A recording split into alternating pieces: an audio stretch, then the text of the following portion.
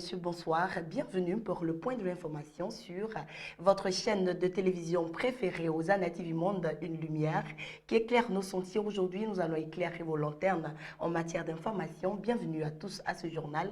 Nous démarrons justement ce journal par ce titre, Côte d'Ivoire, Ruth Gbagui essor du taekwondo. Les précisions vous seront données dans ce JT. Et puis au Burkina Faso, Djibo sous blocus djihadiste. Toujours au Burkina Faso, la délégation ouest-africaine confiante, manifestation contre la CEDEAO.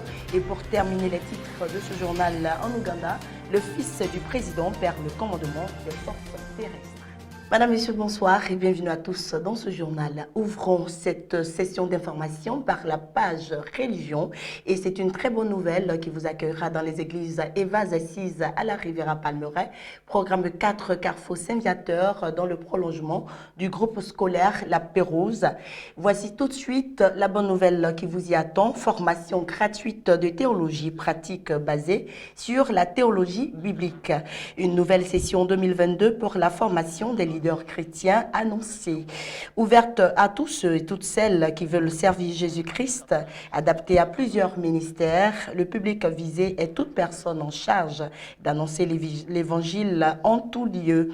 La formation des serviteurs et servantes de Dieu permet la maturation de la foi de la personne dans toutes ses dimensions, spirituelles, intellectuelles, ecclésiales, personnelles. Elle nourrit le désir d'annoncer dans la joie et de renforcer l'appartenance à l'Église de Jésus-Christ. La personne, c'est un cadeau, c'est un temps de cadeau pour la personne qui se forme. C'est un cadeau à offrir aux personnes que vous envoyez en formation. En effet, frères et sœurs, le terme générique de formation pastorale tel qu'il est utilisé par notre congrégation évangélique doit se décliner selon les dons spirituels de chacun, conformément à la parole de Dieu. Alors, ce sera pour le samedi 8 octobre 2022 jusqu'au samedi 17 décembre 2022, soit une durée de 3 mois.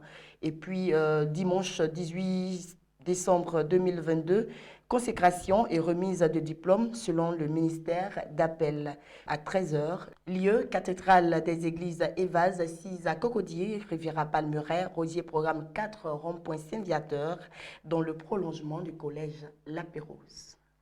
Elle s'appelle Ruth Gbagui, cette jeune Ivoirienne est championne du monde de taekwondo. Elle a décroché la médaille d'or au Grand Prix de Paris et son succès en inspire beaucoup. En 10 ans seulement, le nombre de licenciés a triplé. En Côte d'Ivoire, la Fédération de taekwondo en compte aujourd'hui plus de 50 000 licenciés dans plus de 350 clubs. C'est le deuxième sport de la Côte d'Ivoire après le football. Regardez. Des dizaines d'enfants en kimono qui trépignent d'impatience. Ils attendent leur idole, Ruth Gbagui. À 27 ans, elle vient de décrocher la médaille d'or au Grand Prix de Paris, une récompense qu'elle tient à partager avec son club d'enfance. C'est important pour moi de partager parce que déjà, je suis, on va dire, une figure emblématique de mon pays. Il y a beaucoup de jeunes qui me regardent et qui veulent faire comme moi. Donc pour moi, c'est important de partager mon expérience pour les inspirer davantage dans la réalisation de leurs rêves. Ils rêvent tous de marcher dans ses pas. Dès le plus jeune âge, ils s'affrontent en duel, s'entraînent sous l'œil attentif de Monsieur Georges. C'est lui qui a conduit Ruth jusqu'au haut niveau. Pour 5 000 francs CFA, soit moins de 10 € par mois, ces petits taekwondoïstes apprennent l'agilité et la rapidité face à leur adversaire. Mais Maître Georges met surtout l'accent sur le respect et la bienséance. Le taekwondo, il y a le côté sportif et il y a le côté éducation. Ils ont des matières théoriques, ils ont des matières pratiques quand on les évalue. Donc ça veut dire qu'on donne un enseignement de base d'éducation d'abord à ces enfants. Un sport qui plaît aux plus jeunes, mais aussi aux anciennes générations. C'est dans ce temple, l'un des plus grands d'Afrique, que Ruth s'entraîne quand elle rentre au pays.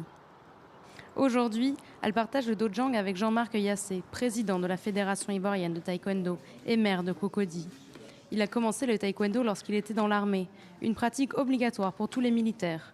C'est en partie à cause de ça que le sport est devenu si populaire. Pour lui, sa discipline, qui compte plus de 50 000 licenciés, est un atout pour le développement de la Côte d'Ivoire. Ça a permis à recadrer les gens. Certaines personnes qui le faisaient d'abord, pour pouvoir faire autre chose, se sont recadrées et recentrées pour dire que non, voilà, ils étudiaient ou ils enseignaient, ils se calmaient et ça nous orientait les uns et les autres. Et je pense que c'est bénéfique cet art martial. En 10 ans, le nombre de licenciés a triplé. Et avec les Jeux Olympiques 2024, les Ivoiriens espèrent avoir encore plus de médailles. Au Burkina Faso à présent, d'après le ministère de la Défense burkinabé, 70 tonnes de vivres ont été larguées par hélicoptère dans la ville de Djibo. Cette localité où vivent 300 000 civils est assiégée depuis 8 mois par des groupes djihadistes. La vie quotidienne des habitants de Djibo et celle de 850 000 personnes qui sont dans des zones enclavées à présent et un nombre encore plus grand des personnes qui vivent dans les localités qui ne sont pas sous le contrôle de l'État est sérieuse. On avait déjà revu à la hausse, malheureusement, les besoins humanitaires déjà il y a quelques mois. C'est clair que c'est important d'agir et d'agir maintenant. C'est important aussi de noter que l'action humanitaire continue. Oui, en effet, il y a eu des biens alimentaires qui ont été transportés par les forces et les autorités nationales, mais c'est aussi les Nations Unies et les partenaires humanitaires qui n'ont jamais quitté les lieux, ni Djibo, ni autres sites d'ailleurs, pour continuer les ravitaillements, pour continuer l'action humanitaire. Ce que je sais, c'est que le transport est en cours. Et c'est important que les livres aillent aux plus vulnérables. Donc, les collègues des autorités, de ce que s'appelle CONASUR, des autorités nationales sont en train de regarder et mettre le système en place pour la distribution, que je sache. De notre côté, dans les dernières 24 heures, on a transporté, en plus de ce que les autorités ont fait, presque 9 tonnes d'aide d'urgence pour surtout des intrants nutritionnels pour les enfants mal nourris, pour les femmes enceintes et allaitants et des médicaments. Et il y a d'autres choses qui sont en train d'aller. La mission ouest-africaine venue évaluer la situation au Burkina Faso est repartie confiante mardi de Ouagadougou, où des manifestants s'étaient rassemblés pour la critiquer. Elle lui a donné l'occasion d'avoir 2 rencontres importantes, une première avec les chefs traditionnels et religieux et celle avec le capitaine Ibrahim Traoré, le nouvel homme fort du Burkina Faso. La CEDEAO voulait garder contact avec la junte militaire et s'assurer de la poursuite de sa mission au Burkina Faso. Ce n'était pas chose facile puisque toute la ville était remplie de manifestants campés devant la présidence et à plusieurs endroits de la ville. Ces manifestants ne voulaient pas que la CEDEAO entre dans le pays. Ils reprochaient à l'institution sous-régionale de ne pas agir quand il le faut. La CEDEAO n'est plus la CEDEAO des peuples, des populations. C'est devenu la CEDEAO des présidents. Alors, nous ne voulons pas que la CEDEAO dérange le capitaine et ses hommes. La rencontre entre la CEDEAO et la junte a finalement eu lieu à l'aéroport. L'institution sous-régionale a dépêché cette mission pour entrer en contact avec la junte. Il s'agit de poursuivre sa mission au sein du pays, à savoir la reconquête des territoires sous influence djihadiste, la résolution de la crise humanitaire et le retour à l'ordre constitutionnel. Le pays était, je dirais, au bord du gouffre. Et le moindre dérapage lui aurait précipité. Un accord avait été trouvé entre l'ancien régime et la CEDEAO, accord qui limite la durée de la transition à 2 ans. Reste à savoir si le nouveau pouvoir va suivre à la lettre cet accord. Au Soudan, les pluies diluviennes ont touché au moins 258 000 personnes, détruit de nombreux villages et inondé des dizaines de milliers d'hectares de terre. Regardez. Des véhicules pris au piège, des populations les pieds dans l'eau, les crues déclenchées par les pluies de mousson frappent encore durement plusieurs parties du Soudan, provoquant des inondations qui ont détruit des dizaines de milliers d'habitations. Nous avons été durement frappés. Ma maison a été endommagée, tous les meubles ont été endommagés et emportés par les eaux. Cette pièce est maintenant complètement détruite. Ces pluies ont touché au moins 258 000 personnes et inondé des dizaines de milliers d'hectares de terre dans 15 des 18 provinces du Soudan, selon l'ONU. Nous ne pouvions pas rester dans nos maisons et supporter ces inondations. Nous devions trouver un endroit sûr où nous installer, moi et mes enfants. Alors nous avons dû nous installer ici momentanément et vous pouvez voir dans quelles conditions nous vivons. La région occidentale du Darfour et les provinces du Nil Blanc, du Kordofan occidental et du Kordofan sud ont été les plus touchées par ces pluies inédites. Cette saison est différente des saisons passées. Nos personnes les plus âgées disent que rien de tel n'est arrivé depuis les années 80. Cette année, il y a beaucoup plus d'eau dans le sud du Darfour. La pluviométrie est supérieure à la normale. La Croix-Rouge prévoit d'assister quelques 45 000 victimes d'ici à la fin octobre, alors que le risque de maladie hydrique demeure considérable. La Corée du Nord a lancé ce jeudi 6 octobre 2022 deux nouveaux missiles balistiques et a qualifié ces essais d'armes de juste mesure de rétorsion contre Washington et Séoul et leurs exercices militaires dans la région. Deux nouveaux missiles tirés à quelques minutes d'intervalle en direction de la mer du Japon. C'est la dernière provocation du régime nord-coréen, au moment même où une réunion d'urgence se tient au Conseil de sécurité des Nations Unies, concernant un autre tir de missiles balistiques 2 jours plus tôt. Cette fois, les deux engins ont parcouru une faible distance. Mais mardi, les missiles nord-coréens ont survolé le territoire japonais pour la première fois en 5 ans. Depuis le début de l'année, la Corée du Nord a lancé à plusieurs reprises des missiles à une fréquence sans précédent. Ces lancements répétés de missiles balistiques par la Corée du Nord sont absolument inadmissibles et ces progrès considérables en matière de technologie de missiles ne peuvent être ignorés. Ce nouveau lancement constitue une juste mesure de rétorsion selon Pyongyang. Le régime dénonce les manœuvres militaires conjointes menées par la Corée du Sud et les États-Unis ces derniers jours pour dissuader leur ennemi de poursuivre son programme balistique. Des opérations critiquées par la Chine à la tribune des Nations Unies. Alliée de la Corée du Nord, elle a dénoncé une responsabilité américaine dans la résurgence des tensions. Nous avons remarqué les nombreux exercices militaires conjoints menés par les États-Unis et d'autres pays dans la région. Les États-Unis jouent un double jeu et sont engagés dans des manœuvres politiques empoisonnant l'environnement sécuritaire de la région. Dans ce contexte, les tensions accrues dans la péninsule ne sont pas une surprise.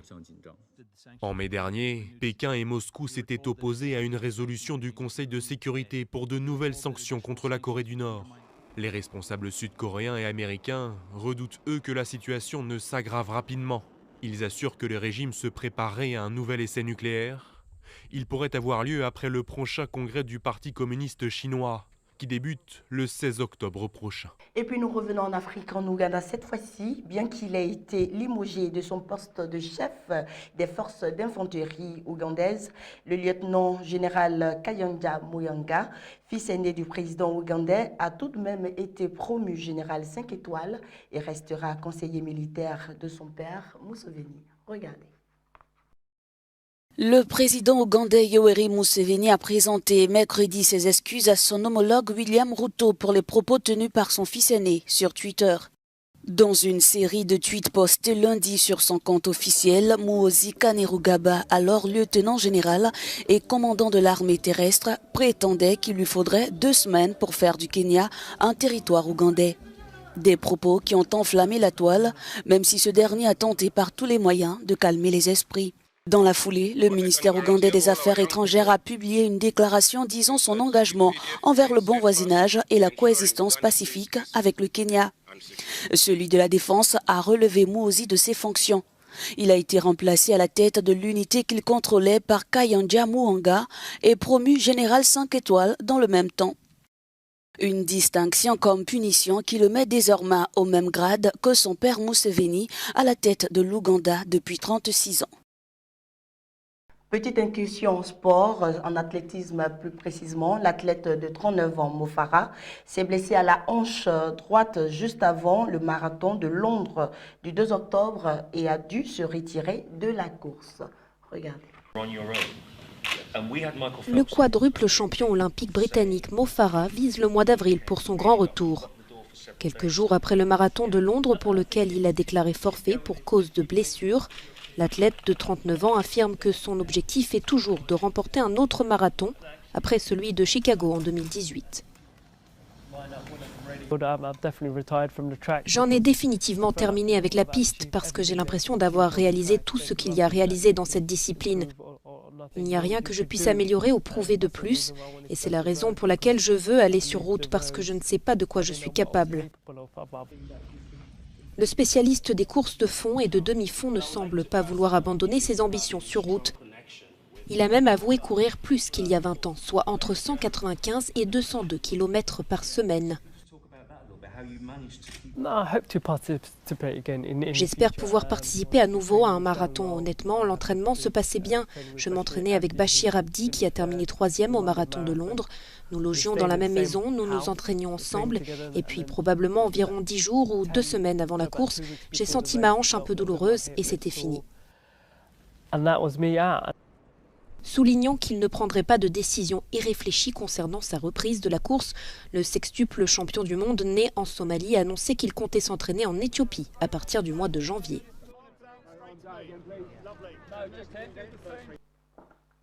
Et voilà, ce journal est terminé, Madame, Messieurs. Merci de l'avoir suivi. N'oubliez pas, votre programme continue toujours en replay sur Hosanna TV Monde. D'ici là, portez-vous très très bien. Sachez que ce journal a été réalisé par Noël Yapi. La production était l'affaire de Hosanna TV Monde. Merci et portez-vous très très bien. Au revoir.